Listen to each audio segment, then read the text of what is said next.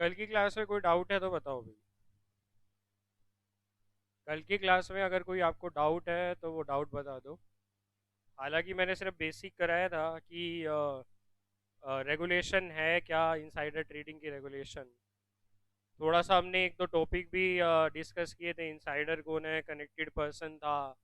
और हमने प्राइस भी डिस्कस किया था कि अगर कोई आके इन्फॉर्म करता है तो उसे क्या मिलेगा, प्राइस भी मिलेगा 1 करोड़ रुपए तक का। तो ये कुछ दो चार टॉपिक थे जो लास्ट क्लास में हमने डिस्कस किए थे।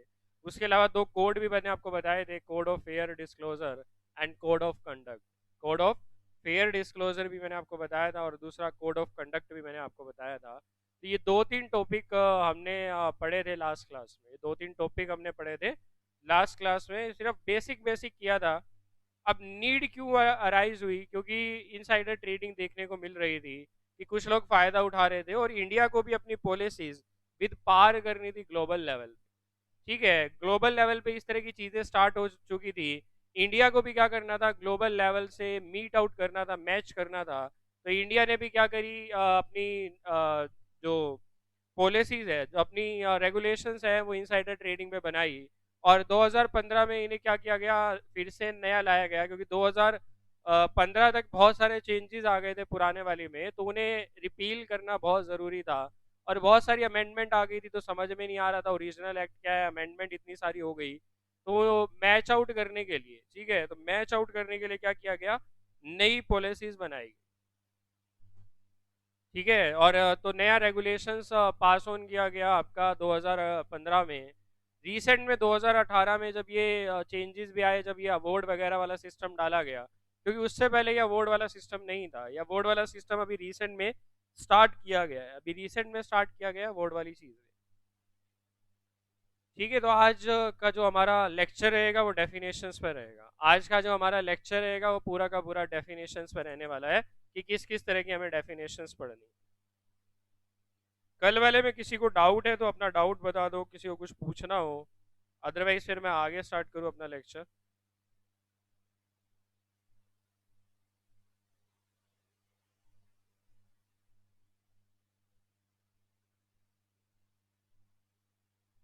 पेज नंबर बताना कोई, पेज नंबर इन्फॉर्म करना।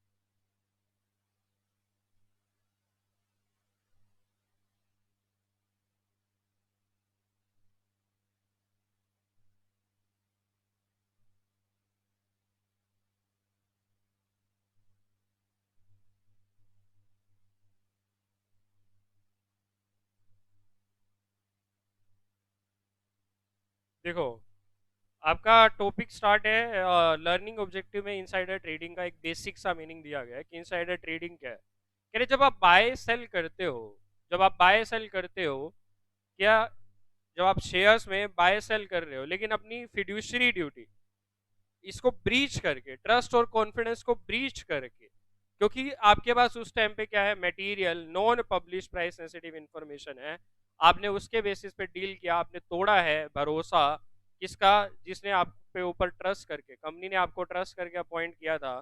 ठीक है, तो वो आदित्य अपॉइंट हुआ था ना, आदित्य ने क्या किया, अपनी वाइफ को पास ऑन कर दिया, तो आदित्य ने क्या किया था, ब्रीच किया था किसका, ट्रस्ट का, कॉन्फिडेंस का, या कहे तो फिड्यूशरी ड्यूटी जो परफॉर्म करने के लिए उसे दी थी, उस ड्यूटीज का ब्रीच करके आपने क्या किया, इनसाइडर इंफॉर्मेशन पास ऑन करी या डील किया उन शेयर्स में, तो ये क्या कहलाया, इनसाइडर ट्रेडिंग।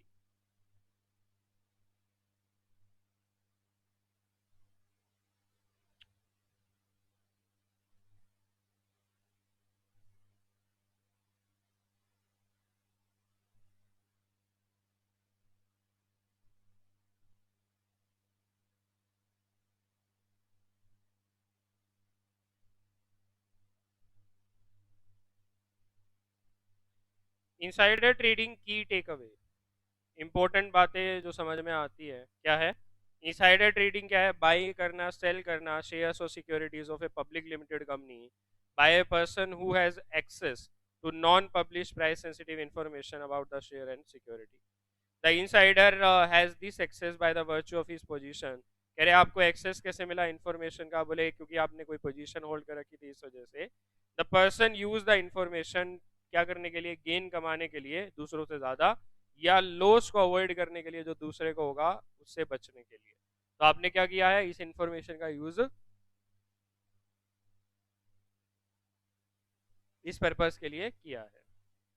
ठीक है, तो इनसाइडर ट्रेडिंग है बाय सेल करना शेयर और securities of a public limited company by a person who has access to the non-public price sensitive information about the share or security. Insider has access by the virtue of his position in the company. Person use the information price sensitive non-public to gain advantage over other or to avoid a loss. ठीक है, तो loss को avoid करने के लिए और इन सब चीजों के लिए आपने यूज करा है। अब इस चैप्टर में क्या क्या पढ़ना है ऊपर हमें कोई मतलब नहीं, चैप्टर 4 में ये लिखा है, 5 में ये लिखा है। सबसे पहले हमारी डेफिनेशन है कंप्लायंस ऑफिसर। कंप्लायंस ऑफिसर माने सीएस की बात कर रहा है, लेकिन जरूरी नहीं है सीएस ही कंप्लायंस ऑफिसर हो। कंप्लायंस ऑफिसर वो है जिसे डेजिग्नेशन दी गई है, कंप्लायंस ऑफिसर वो है जिसे डेजिग्नेट किया जाता है। तो सीएस अपॉइंटमेंट होती है कंप्लायंस ऑफिसर को कि वो डेजिग्नेशन किसी भी इंसान को दी जा सकती है। तो यही कह रहे हैं कंप्लायंस ऑफिसर का मतलब कोई सीनियर ऑफिसर डेजिग्नेटेड सो और reporting to the board of director, जिसे क्या किया गया, डेजिग्नेशन दी गई है। दूसरा, जो रिपोर्ट करेगा बोर्ड ऑफ डायरेक्टर को और head of organization in case अगर बोर्ड नहीं होता है तो। Who is financially literate, financially literate का आपको मतलब दिया गया है कि एक पर्सन जो कैपेबल है, जिसके पास एबिलिटी है क्या करने की, रीड करने की और अंडरस्टैंड करने की बेसिक फाइनेंशियल स्टेटमेंट को, उसे बोलते हैं फाइनेंशियली लिटरेट। मतलब जो फाइनेंस की चीजों को पढ़ सकता है, फाइनेंस रिलेटेड चीजों की समझ रखता है, उसे क्या बोलते हैं, financially literate. That is balance sheet, profit and loss and statement of the cash flow. तो यही कह रहा है कि कोई भी सीनियर ऑफिसर जिसे डेजिग्नेट किया है, दूसरा जो रिपोर्ट कर रहा है बोर्ड ऑफ डायरेक्टर या हेड ऑफ ऑर्गेनाइजेशन, जो फाइनेंशियली लिटरेट है और जिसके पास capable of appreciating requirement for legal and regulatory compliance under this regulation, और जो क्या कर सकता है, पहचान सकता है क्या, रिक्वायरमेंट ऑफ लीगल और regulatory compliance is under this regulation, और who shall be responsible for, जो रिस्पॉन्सिबल है किस चीजों के लिए, compliance of policy procedure, maintenance of record, monitoring adherence to the rules for preservation of unpublished price sensitive information। ठीक है, पहला कंप्लाइंस और दूसरा मॉनिटर कर रहे ट्रेड और इंप्लीमेंट कर रहे कोड्स को जो स्पेसिफाइड है इस रेगुलेशन में under the overall supervision of the board of director और head of organisation as the case may be. ठीक है, तो सिंपल सी डेफिनेशन दी गई कि कंप्लायंस ऑफिसर का मतलब सिर्फ सीएस नहीं है, कंप्लायंस ऑफिसर का मतलब वो सीनियर ऑफिसर जिसे डेजिग्नेशन दी गई और जो रिपोर्ट करेगा किसको, बोर्ड ऑफ डायरेक्टर को या हेड ऑफ ऑर्गेनाइजेशन को in case board is not there, जो फाइनेंशियली लिटरेट है और कैपेबल है क्या करने में, appreciating requirement for legal and regulatory compliance under this regulation, और जो रिस्पॉन्सिबल है कंप्लायंस के लिए और मॉनिटर करने के लिए ट्रेड, इंप्लीमेंट करने के लिए कोड, किसके अकॉर्डिंग, बोर्ड ऑफ डायरेक्टर के अकॉर्डिंग। क्लियर है भाई, डेफिनेशन कुछ भी नहीं दिया है ऐसा डेफिनेशन।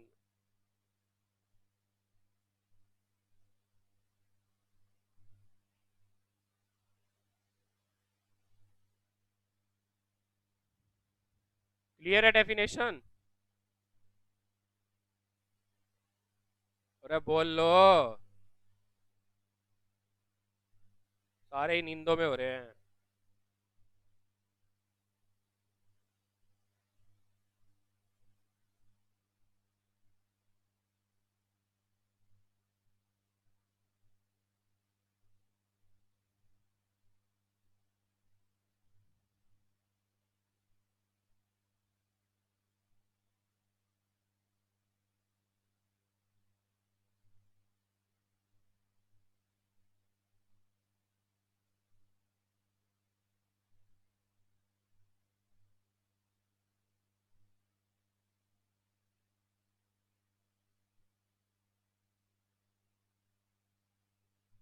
ठीक है, तो यहाँ तक क्लियर है। दूसरा कनेक्टेड पर्सन, नहीं पहले पढ़ते हैं इनसाइडर। तो पहले आदित्य पढ़ेंगे, फिर आदित्य की वाइफ के बारे में पढ़ेंगे। ठीक है, इनसाइडर का मतलब क्या है, इनसाइडर का मतलब वो person, any person who is connected person, एक वो पर्सन जो कनेक्टेड पर्सन हो, दैट इज आदित्य की वाइफ है तो उसे भी क्या बोला जाएगा, इनसाइडर ही बोला जाएगा, या वो पर्सन जिसके पास पोजेशन है या एक्सेस है, माने जिसके खुद के पास या जिसके पास एक्सेस है किसकी, अनपब्लिश प्राइस सेंसिटिव इंफॉर्मेशन।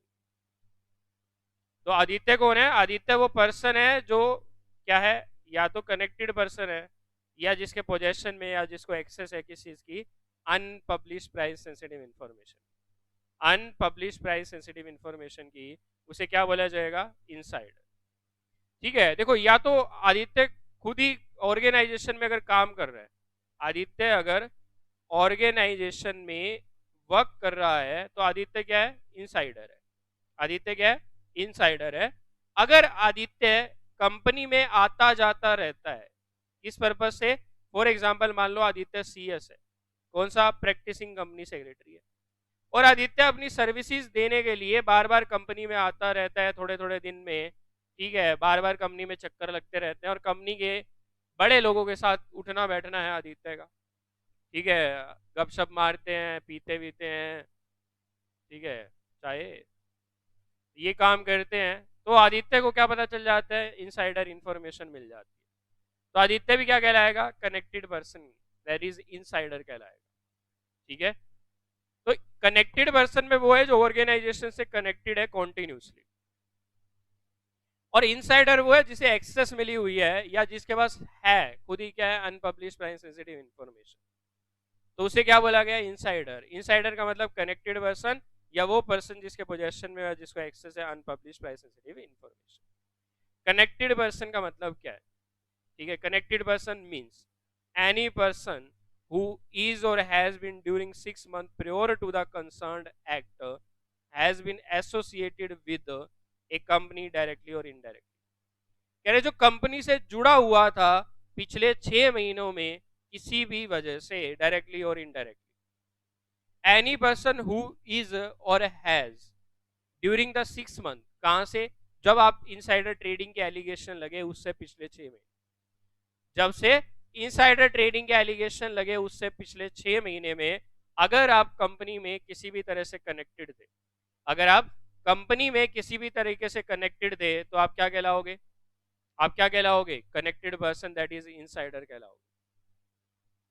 दूसरा, in an capacity, in any capacity, दूसरा किसी भी कैपेसिटी में कनेक्टेड थे, चाहे फ्रीक्वेंट कम्युनिकेशन होती थी आपकी, बार बार बातचीत होती रहती थी ऑफिसर्स के साथ, या कॉन्ट्रेक्चुअल फिड्यूशरी या एम्प्लॉयमेंट रिलेशन में थे, किसी कॉन्ट्रेक्चुअल फिड्यूशरी या एम्प्लॉयमेंट रिलेशन में थे, या आप कंपनी के डायरेक्टर थे, ऑफिसर थे, एम्प्लॉय थे कंपनी के, या आपने होल्ड कर रखी थी कोई पोजीशन इंक्लूडिंग ए प्रोफेशनल और business relationship between himself and the company, whether temporary और परमानेंट, और इस रिलेशनशिप की वजह से आपको क्या मिल रही थी? एक्सेस मिल रहा था यूपीएसआई का, reasonably expected to allow such access, या ये लग रहा था कि कहीं ना कहीं आपको परमिशन मिली हुई है क्या करने की? एक्सेस करने की अनपब्लिश प्राइस सेंसिटिव इंफॉर्मेशन, तो वो पर्सन क्या कहलाएगा? ये पर्सन क्या कहलाएगा? Connected person. कह रहे जो पिछले 6 महीने में कनेक्टेड है किसी भी कैपेसिटी में, चाहे डायरेक्टर, ऑफिसर, एम्प्लॉय हो, किसी भी पोजीशन में, ठीक है, चाहे आपको अलाउ था क्या? एक्सेस करना अनपब्लिश प्राइस सेंसिटिव इंफॉर्मेशन, और reasonably expected to allow such access. It is important to note that here SEBI in the recent judgment consider nexus and relationship, connection or relationship of various person through social media networking website to identify the connected person। SEBI ने क्या किया है recent judgement में? सेबी ने even इनके FB account, WhatsApp account तक check करे हैं पर्संस के, टू फाइंड आउट करने के लिए कि कनेक्टेड पर्सन है या नहीं, फाइंड आउट करने के लिए कि कोई पर्सन कनेक्टेड पर्सन है या नहीं है। अभी 2020 में इसके ऊपर क्वेश्चन आया है, 2020 में इसके ऊपर क्वेश्चन आया है।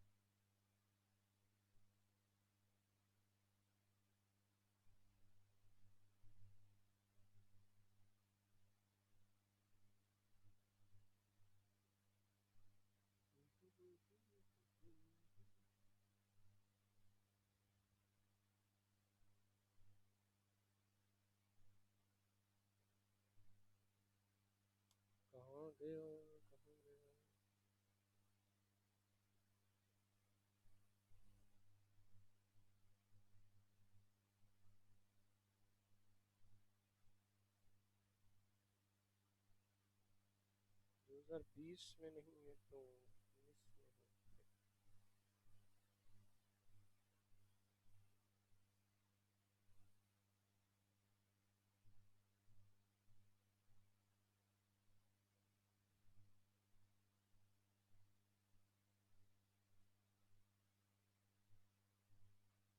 क्वेश्चन तो लास्ट ईयर ही आया था।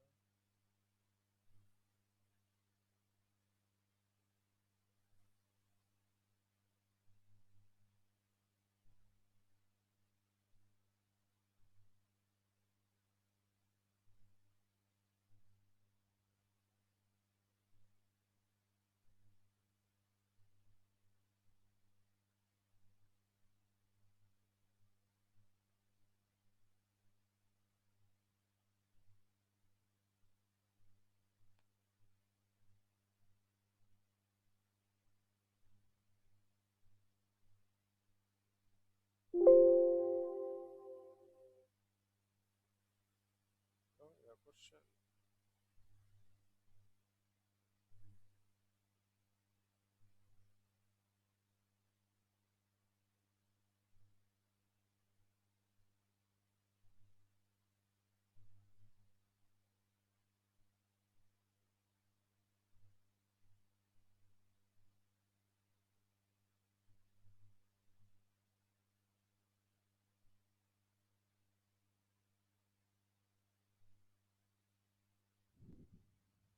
पता नहीं भाई, क्वेश्चन तो था इसके ऊपर सोशल मीडिया वाले पॉइंट के लिए। इसके लिए ना एक केस लो है पूरा। मान लो तुम एक ग्रुप में ऐड हो और तुमने क्या किया है, दूसरे किसी पर्सन ने इंफॉर्मेशन शेयर करी थी और उसके बेसिस पे तुमने शेयर खरीद लिए। तो वो जो पर्सन है जिसने इंफॉर्मेशन शेयर करी थी, तो ये पर्सन्स क्या है, कनेक्टेड पर्सन्स हैं आपस में, एक दूसरे को जानते हैं, डीम्ड टू बी कनेक्टेड माने जाएंगे एक तरीके से, अगर आपको वो इनसाइडर इंफॉर्मेशन मिल रही है कहीं ना कहीं से। ठीक है, आजकल नेटवर्किंग वेबसाइट भी चेक की जा रही है फाइंड आउट करने के लिए कि आप इनसाइडर हो या नहीं हो। क्वेश्चन पेपर भेजा था अभी बच्चों को।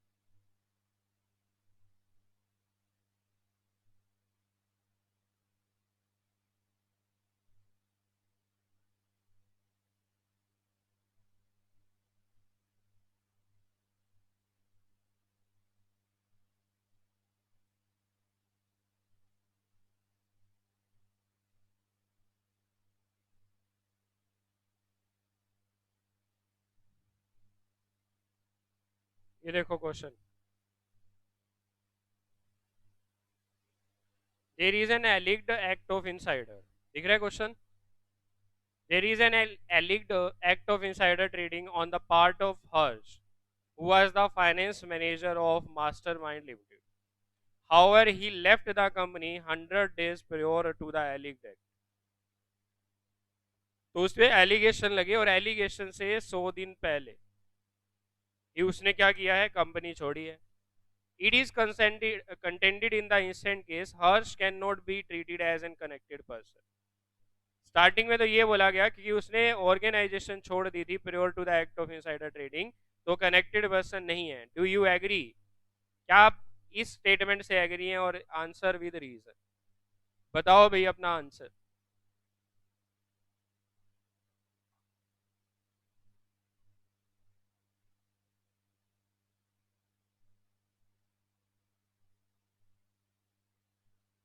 क्या वो इनसाइडर है या नहीं है? और है तो क्यों है, नहीं है तो क्यों है? मतलब क्यों नहीं है?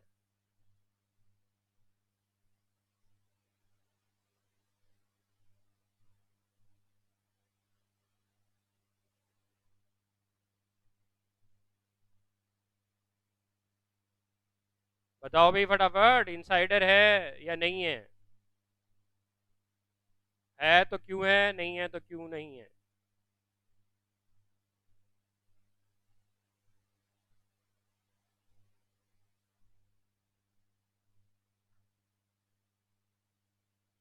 जल्दी बता दो। नहीं कर रहे क्या रिप्लाई?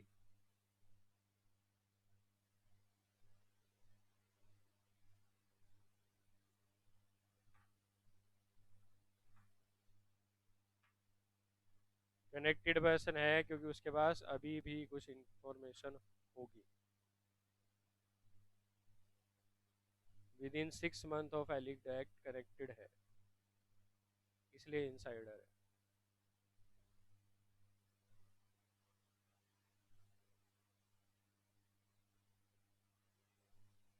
रिया कह रहे हैं यस सर बिकॉज 6 महीने नहीं हुए। 6 महीने नहीं हुए।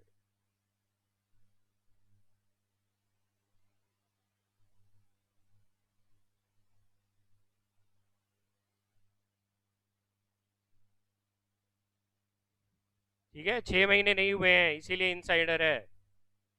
कनेक्टेड पर्सन क्यों है? क्योंकि अभी 6 महीने नहीं हुए।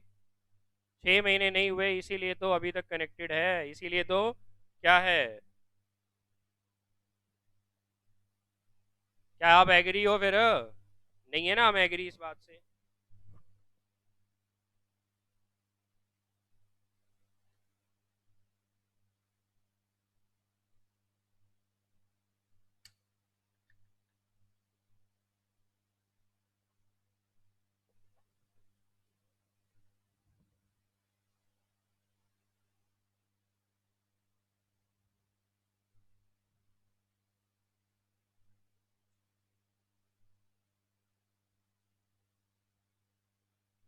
क्लियर है भाई ये?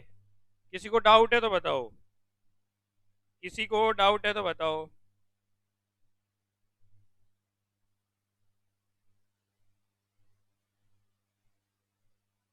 किसी को डाउट है तो बताओ।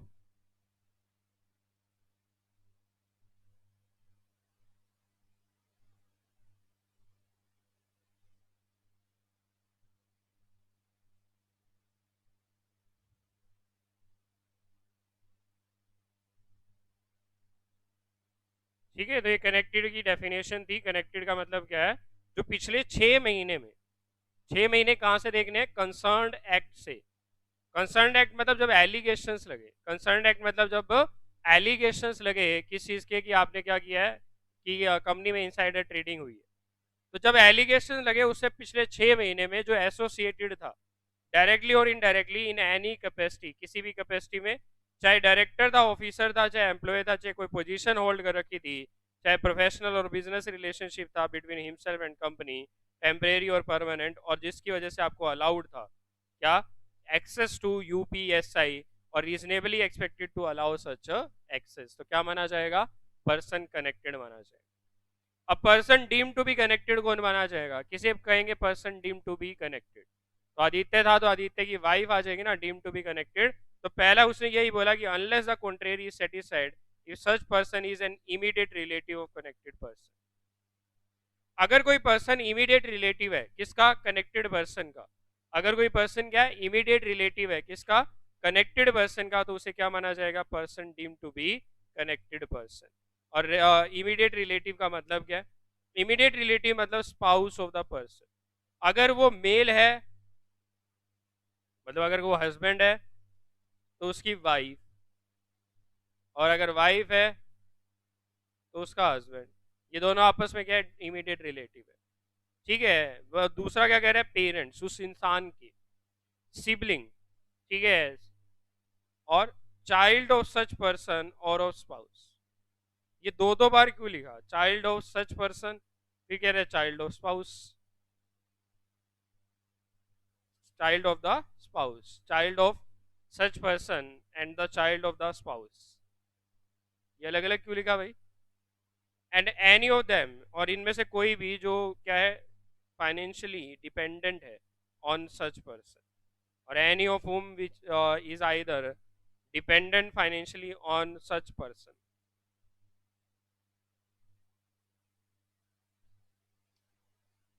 or consult with such person in taking decision in a relating to trading in securities। और अगर आप कंसल्ट करते हो, डिसीजन लेते हो, ठीक है, पहला क्या होना चाहिए, ये लोग फाइनेंशियली डिपेंडेंट होने चाहिए, और दूसरा consult with such person in taking decision relating to trading in securities.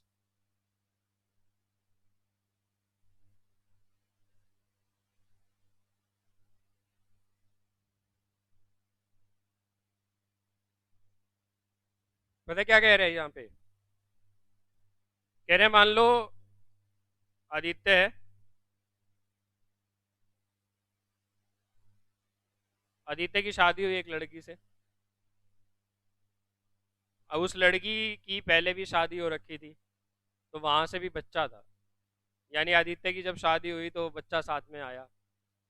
ठीक है, आदित्य की जब शादी हुई तो एक बच्चा साथ में आया वाइफ के, तो उसकी बात कर रहा है, चाइल्ड ऑफ सच पर्सन, उस पर्सन के चाइल्ड, या हो सकता है आदित्य की दूसरी शादी हो ये, हाँ, या हो सकता है आदित्य की दूसरी शादी हो, तो आदित्य का पहले पहली वाइफ से जो बच्चे हैं वो हो गए। ठीक है, तो यही कह रहे हैं कि child of such person and child of the spouse दहेज में, गिफ्ट में, ओहो, गिफ्ट में ऐसी ऐसी चीजें मिली आदित्य को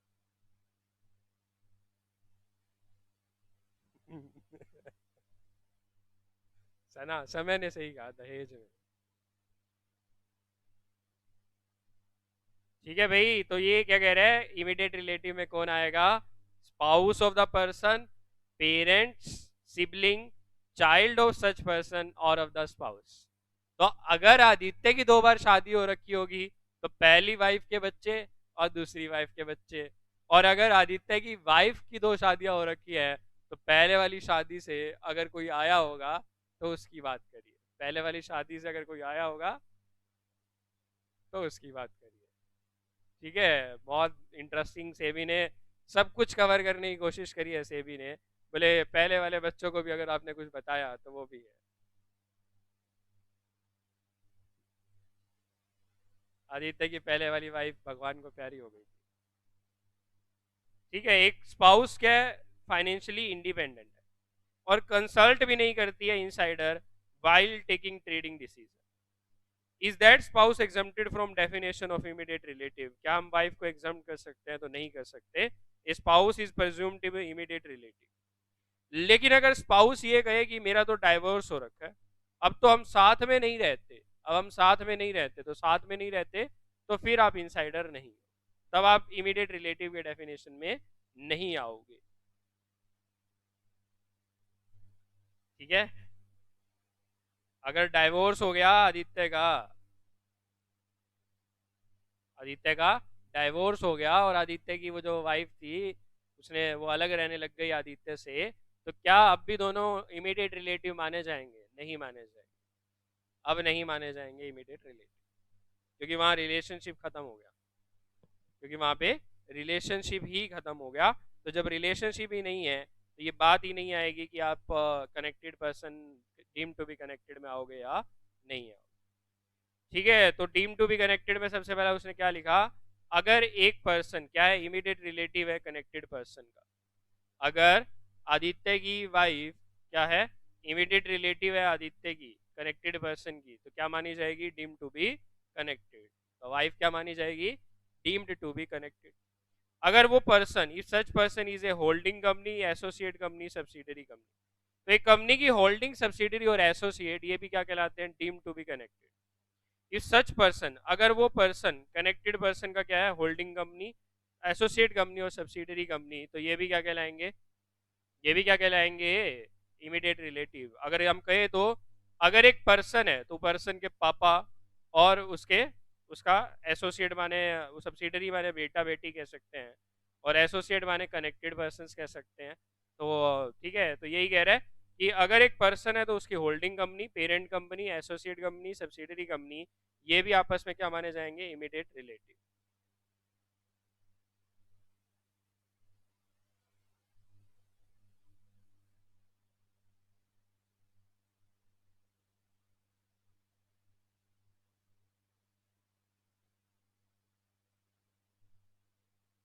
मैंने क्या कह रहा है, आदित्य कह रहा है, आदित्य कह देखो आदित्य कितना हो गया है, कह रहा है सर अगर मैंने अपनी वाइफ को इंफॉर्मेशन बताई और वाइफ ने अपने भी को, क्या लिखा है तूने, वाइफ ने अपने भी को तो,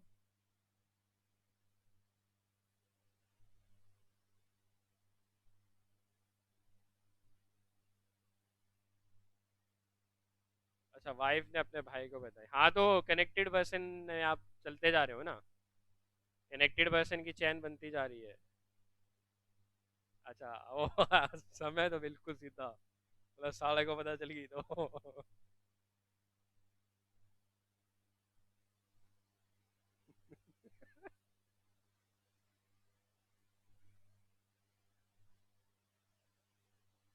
साहिल वो गाली वाला नहीं लिखा है उसने, आदित्य की बात को एक्सप्लेन किया है।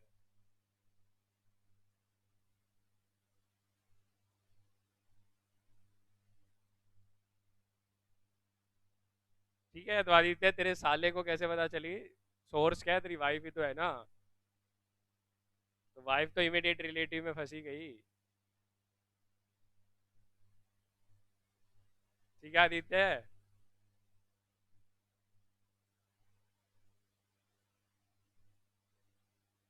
ठीक है, अगर कोई कंपनी है और सच पर्सन क्या है, इंटरमीडियरी है, तो इंटरमीडियरी का तो रोज का लेना देना होता है ना कंपनी से, आरटीए है, सब लोग है, इनका तो रोज का उठना बैठना है किसके साथ, कंपनी के साथ। ठीक है, तो आदित्य क्या बन गया, आदित्य मान लो आरटीए बन गया, registrar to an issue and share transfer agent, तो आदित्य तो क्या करता है, कंपनी से रोज डील करता रहता है। ठीक है, आदित्य अगर कंपनी है तो कंपनी के एम्प्लॉय और डायरेक्टर भी होंगे, कंपनी के एम्प्लॉय और डायरेक्टर देर ऑफ। अगर कोई investment company, trustee company, asset management company, employee और डायरेक्टर देर ऑफ और इनके director. Stock exchange, stock exchange को तो इन्फॉर्मेशन सबसे पहले मिलती है ना, तो क्योंकि रहे ऑफिशियल ऑफ स्टॉक एक्सचेंज और क्लियरिंग हाउस और क्लियरिंग कॉरपोरेशन। ठीक है, member of board of trustee of mutual fund और member of board of director of asset management company of mutual fund और is an employee thereof। या तो वो person क्या है, मेंबर है किसका, board of trustee of mutual fund, या वो मेंबर है board of director of asset management company of mutual fund और इज एन एम्प्लॉय देयरऑफ, या वो एम्प्लॉय है। हाँ हाँ समय है, इतना एक्सप्लेन करने की जरूरत नहीं है, मैंने बोल तो दिया, समय ने गाली नहीं दी है, समय ने रिलेशन वाला साला बोला है। ठीक है, इतना काहे सीरियस हो गए। Member of board of director और an employee of public financial institution, क्योंकि जिससे लोन मिला है तो लोन वाले से भी तो डेली कनेक्टिविटी रहती है, तो यही कह रहा है official employee of self regulatory organisation recognised and authorised by SEBI, और banker of the company, company का बैंकर, एक concern firm, trust, HUF, company और association of person where the director of a company और हिज इमीडिएट रिलेटिव और banker of company has more than 10% of holding और interest. तो वो form वो trust जहाँ पे, वो फॉर्म वो ट्रस्ट जहाँ पे क्या है, कंपनी के रिलेटिव, इमीडिएट रिलेटिव और banker of the company, director of company, immediate relative, banker of company has more than 10% of the holding और इंटरेस्ट, होल्डिंग और interest. So it may be noted that the above definition intend to bring into ambit the person who may not seemingly occupy any position in a company but are in a regular touch with the company or its officer or are involved in the know of company operation। तो वो कह रहे हैं कि ये जो definition है ना सिर्फ कंपनी के पर्सन को बल्कि आउटसाइडर जो कंपनी से डील कर रहे हैं किसी न किसी तरीके से और जिसे इंफॉर्मेशन है कंपनी के ऑपरेशंस के बारे में, कंपनी के वर्किंग के बारे में, तो उसे भी कहीं ना कहीं कवर करने की कोशिश की गई है। क्लियर है भाई? Person deem to be connected, person deem to be connected, clear है?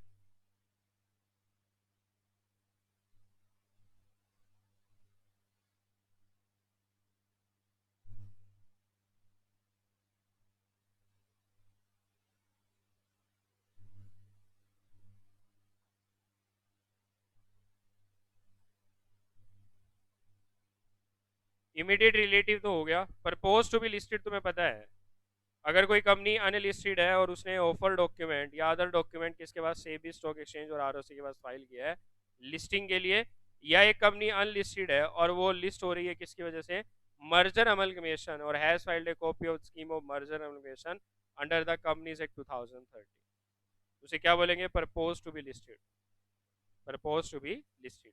ट्रेडिंग का मतलब क्या है? बाय सेल डील और agree to subscribe buy sell deal in securities और trade will be constitute accordingly. तो ट्रेडिंग वर्ड का मतलब इस अकॉर्डिंग ड्रॉ किया जाता है।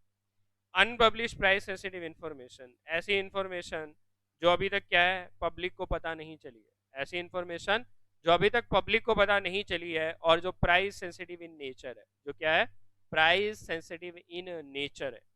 तो unpublish price sensitive information means any information relating to company or its security directly or indirectly that is not generally available। तो कोई भी इंफॉर्मेशन किसी भी कंपनी और उसकी सिक्योरिटी से रिलेटेड जो अभी तक जनरल पब्लिक को अवेलेबल नहीं है, और जैसे ही ये जनरल पब्लिक को अवेलेबल होगी ये मटेरियलिटी इफेक्ट करेगी प्राइस ऑफ सिक्योरिटी, ये शेयर के प्राइस को अप एंड डाउन करेगी कहीं ना कहीं।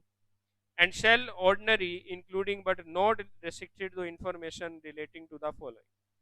अब वो कह रहे हैं कि ओरिजिनली ऑर्डिनरी अगर मैं कहूँ तो नीचे लिखे हुए जो मैटर है वो सारे इनसाइडर ट्रेडिंग का एग्जांपल दे रहे हैं कहीं ना कहीं, लेकिन जो लिस्ट है वो इतने तक ही लिमिट नहीं है, इसमें और भी चीज़ें इंक्लूड की जा सकती है। फाइनेंशियल रिजल्ट, फाइनेंशियल रिजल्ट पता है ना, 3 क्वार्टर का फाइनेंशियल रिजल्ट और 4th क्वार्टर का मिला के एनुअल रिजल्ट या एनुअल फाइनेंशियल स्टेटमेंट। दूसरा डिविडेंड, तो डिविडेंड अगर अनाउंस किया तो इससे शेयर के प्राइस में चेंज होगा। Change in capital structure, capital structure में चेंज हो रहा है बायबैक की वजह से, न्यू शेयर इशू की वजह से,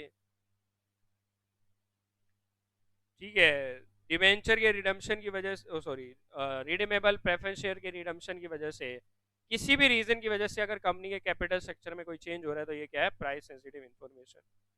merger, demerger, acquisition, delisting, disposal, expansion of business और सच अदर ट्रांजेक्शन।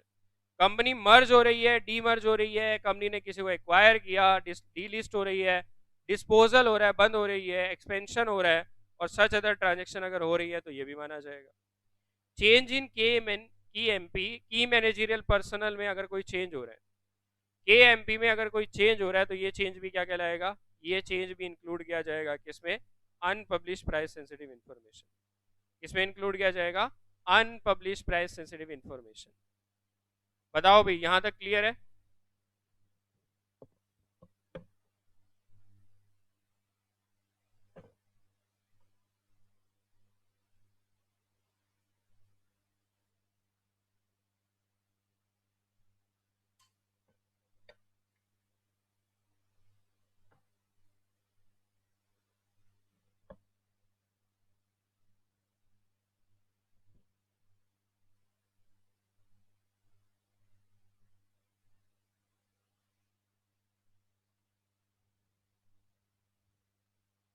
अब इस पे ना एक क्वेश्चन है, इसी चीज पे एक क्वेश्चन है, बताओ, ये एक बार अपने नोटबुक में लिख लो, ठीक है, मतलब आंसर, और फिर एक साथ, चलो ठीक है मैं ही करवा लेता हूँ। पहला बताओ भाई, प्राइस सेंसिटिव इंफॉर्मेशन है या नहीं है? कंपनी का सीईओ मर गया एयर क्रैश में,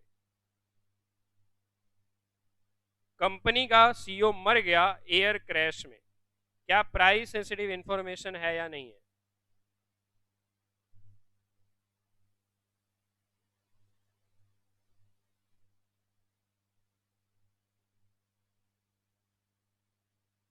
कंपनी का सीईओ मर गया एयर क्रैश में, तो सीईओ जा रहा था, क्या थाईलैंड जा रहा था घूमने, बेचारा मर गया। मर गया तो प्राइस सेंसिटिव इंफॉर्मेशन है या नहीं है?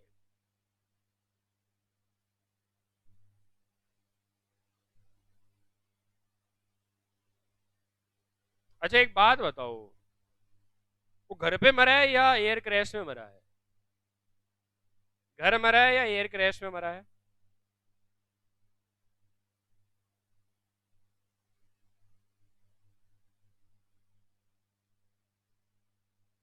एयर क्रैश में। और अगर एयर क्रैश हुआ तो ये बात टीवी पे नहीं आएगी? अगर एयर क्रैश हुआ तो क्या कहेंगे कंपनी वाले? डायरेक्टर बात छुपाएंगे, बोले किसी को नहीं बताना हमारा सीईओ मर गया, किसी को भी नहीं बताना है हमारा सीईओ मर गया, नहीं तो क्या होगा, कंपनी के शेयर के प्राइस डूब जाएंगे। किसी को भी नहीं बताना है, ये बात छुपा के रखनी है सालों साल, ये बात सालों साल छुपा के रखनी है। ऐसा होगा क्या? ऐसा होगा ये?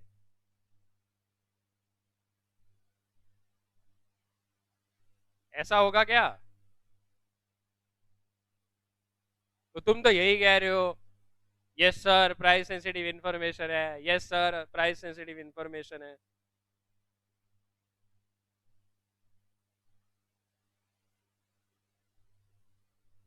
न्यूज वाले को क्या कहेंगे?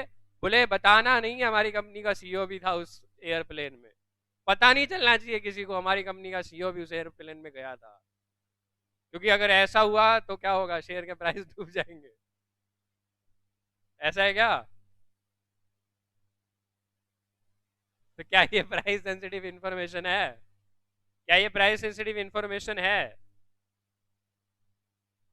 क्या ये प्राइस सेंसिटिव इंफॉर्मेशन है? हाँ हेडलाइंस अपने आप बता देंगे बिल्कुल।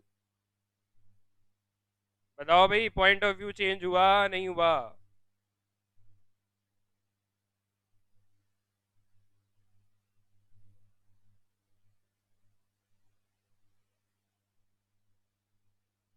पॉइंट ऑफ व्यू चेंज हुआ नहीं हुआ?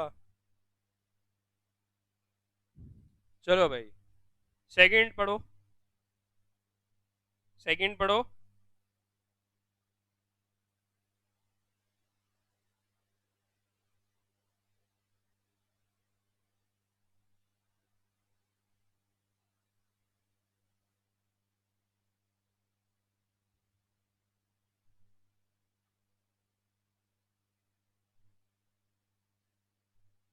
सेकंड पढ़ो। आरबीआई ने इंक्रीज कर दिया statutory liquidity ratio by 25 basis point. Price sensitive है नहीं है? नहीं है। बहुत बढ़िया युवराज, क्योंकि आरबीआई ने हमारी कंपनी के कान में आके थोड़ा बताया है। बोले हम क्या करने वाले हैं, सुनो ध्यान से, कान इधर करो, दीवारों के भी कान होते हैं, ध्यान से बात सुनना। हम क्या करने वाले हैं, 25 बेसिस पॉइंट से एसएलआर को बढ़ाने वाले हैं। ऐसा होगा क्या? ऐसा होगा? किसी के कान में आके बोलेगा आरबीआई? या नेशनल पब्लिक टीवी टेलीविजन पे आएगा, आरबीआई की प्रेस कॉन्फ्रेंस में बोला जाएगा? आरबीआई की प्रेस कॉन्फ्रेंस में बात बोली जाएगी तो सबको पता होगा, सबको पता होगा। हाँ नया गाना बना रही है, सुनो ध्यान से कंपनी वालों।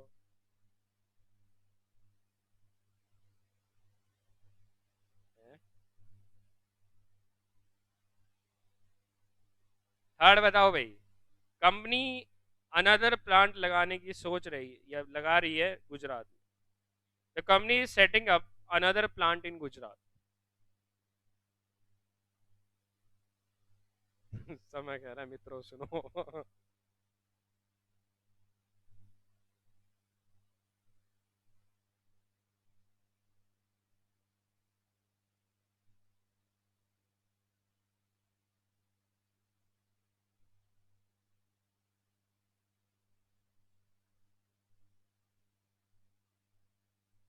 नहीं वाले रीजन दे दो। हाँ वालों ने तो रीजन लिखा है। हाँ वालों ने तो रीजन लिखा है, नहीं वाले रीजन दे दो एक बार।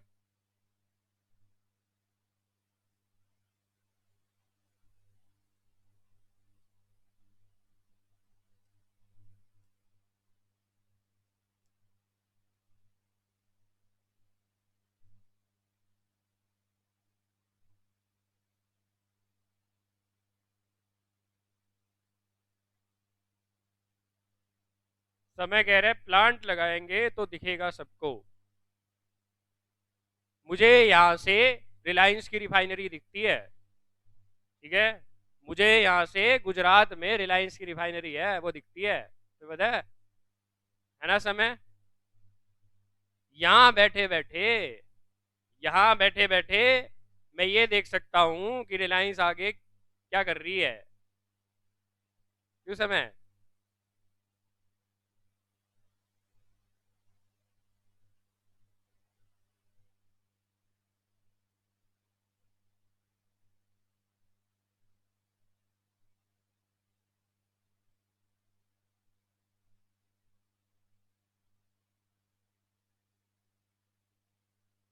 अरे समय शेयर होल्डर की बात हो रही है यहाँ पे, शेयर होल्डर के हिसाब से सोचो, शेयर होल्डर के हिसाब से सोचो, शेयर होल्डर की बात हो रही है यहाँ, शेयर होल्डर के हिसाब से सोचो। मैं कंपनी का शेयर होल्डर हूं, मैं कंपनी का शेयर होल्डर हूं, मेरे पास टाटा कैपिटल के शेयर है। टाटा कैपिटल ने अभी अभी रिसेंट में एक एग्रीमेंट किया किसी कंपनी के साथ, किसी वो स्टेट के साथ, उड़ीसा के साथ सप्लाई करने का, ठीक है, उड़ीसा के साथ सप्लाई करने का, कि भाई वहां इलेक्ट्रिसिटी सप्लाई होगी, तो इससे एक बिजनेस बढ़ रहा है। तो ये क्या होगा, इससे शेयर का प्राइस बढ़ा ना। कब बढ़ा? जब ये अनपब्लिश, तुझे बता के कॉन्ट्रैक्ट किया था, टाटा पावर ने तुझे बता के कॉन्ट्रैक्ट किया। टाटा पावर ने अगर कोई जमीन खरीदी होगी तुझे बता के खरीदेंगे, लेकिन खरीदने के बाद जरूर बता देंगे, खरीदने के बाद, कॉन्ट्रैक्ट होने के बाद जरूर बता देते हैं कि भाई हमने ऐसा किया है, हम कॉन्ट्रैक्ट जीत गए, कॉन्ट्रैक्ट जीत गए, तो शेयर का प्राइस क्या हो जाता है, बढ़ जाता है। लेकिन अगर यही इंफॉर्मेशन कॉन्ट्रैक्ट जीतते ही तूने क्या किया, जैसे ही स्टॉक एक्सचेंज के पास इंफॉर्मेशन जानी थी ना, उससे पहले तुझे पता चल गया, ठीक है, मान लो तुम वो ऑक्शनर हो, ऑक्शनर को पता चल गया बिड में कौन जीता है, बिड में कौन जीता है, ठीक है, तब तक इंफॉर्मेशन अनपब्लिश प्राइस सेंसिटिव थी। जैसे ही बिडिंग की रिजल्ट अनाउंस हुआ और सब लोगों को पता चला, तब ये सेंसिटिव इंफॉर्मेशन सबको पता चल गई, तब नहीं रही है, और उसका इंपैक्ट हम देख लेते हैं, शेयर के प्राइस बढ़ जाते हैं। नेक्स्ट बताओ, company is negotiating with a foreign company to sell its stake in Star Limited. एक कंपनी है, उसमें क्या करना चाह रहे हैं, ये अपना स्टेक को कम करना चाह रहे हैं, अपना स्टेक बेचना चाह रहे हैं। बताओ भाई, अरे बोलो बोलो फटाफट।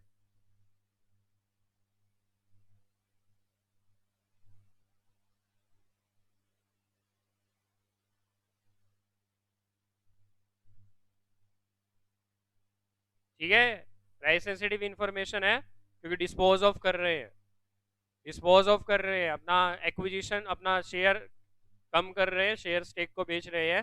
तो इससे क्या होगा, इसका इंपैक्ट देखने को मिलेगा किस पे, शेयर होल्डर्स पे। शेयर होल्डर सोचेंगे ना कि क्यों बेचा कंपनी ने स्टेक, क्यों बेचा कंपनी ने स्टेक, क्या कोई फायदा हो रहा था, कहीं कोई नुकसान हो रहा था, क्यों बेचना पड़ा। ठीक है, नेक्स्ट पढ़ो। कंपनी का सीईओ, ठीक है, गर्लफ्रेंड को घुमा रहा था, और ठीक है, और दोनों का ध्यान कहीं और था, गाड़ी टकरा गई, वहां आदित्य घूम रहा था उससे, ठीक है, तो हादसे में सीईओ को भी चोट लगी, आदित्य को तो चोट लगी लगी। बताओ भाई फटाफट से, बताओ बताओ फटाफट से।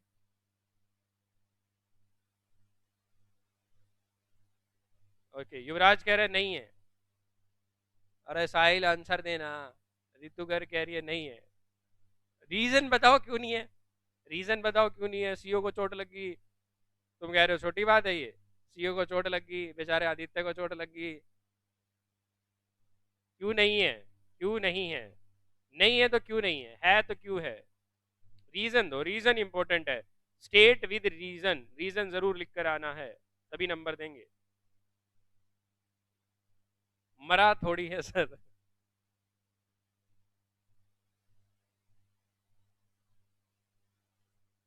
रीजन,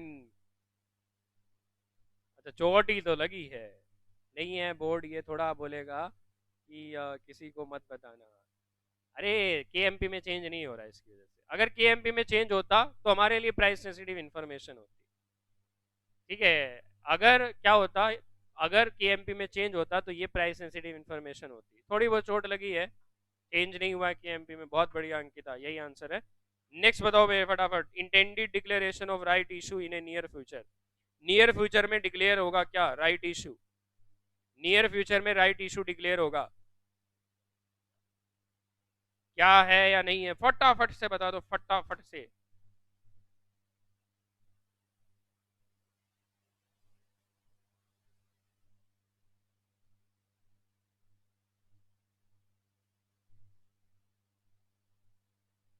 ठीक है, अगला अगला अगला, सातवां, last point, last point, last point, फटाफट से last point.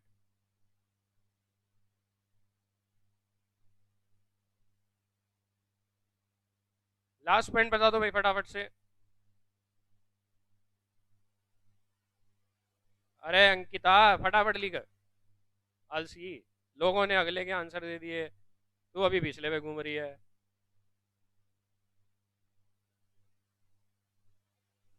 Sir, change in के एमपी।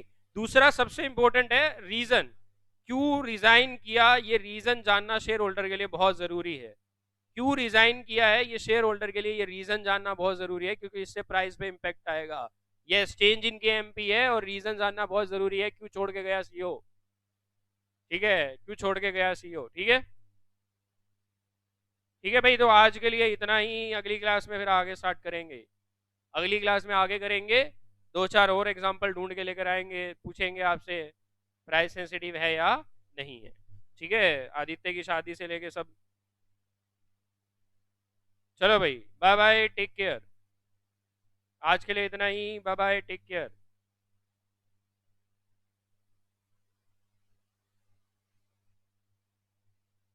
ठीक है, थोड़े जवाब वगैरह दे दिया करो। लास्ट वाला अंकिता देखो, उसने रीजन दिया है रिजाइन करने का। रीजन ये है कि बोर्ड एक पर्टिकुलर ब्रांड सेल कर रहा था, किसको?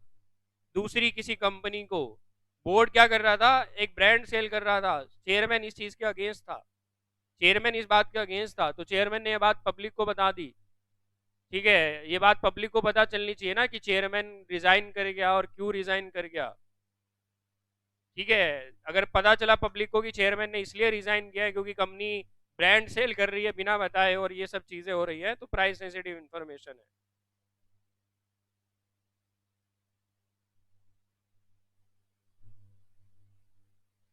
ठीक है, बाय बाय, टेक केयर, चलते हैं।